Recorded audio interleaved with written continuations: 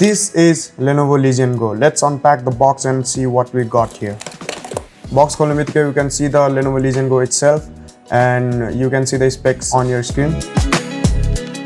Further opening the box, we get the charger compartment. Let's see what type of charger is this. Charger चाहिँ हामीलाई 65 what को type C adapter दिएको छ. Moving on, let's open the box of Legion Go. Box चाहिँ हामीलाई एकदमै राम्रो क्वालिटीको दिएको छ. We see the Legion logo here and it is kind of textured.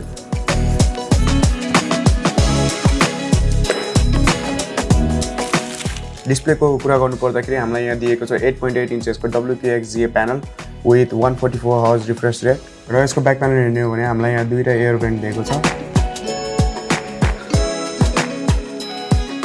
Furthermore ब्यागमा हामीलाई यस्तो खालको एउटा स्ट्यान्ड टाइपको दिएको छ अनि बटन्सको क्वालिटी कुरा गर्ने हो भने एकदम ट्याक्टिक फिल हुन्छ यो सबै बटन्सहरु र जोयस्टिक पनि एकदम स्मुथ नै छ र यो कन्सोलको कन्ट्रोलरलाई यसरी डिट्याच गरेर हामीले अघि नैको स्ट्यान्डमा लगायो भने it works like a mouse and we can play the FPS game like Valorant.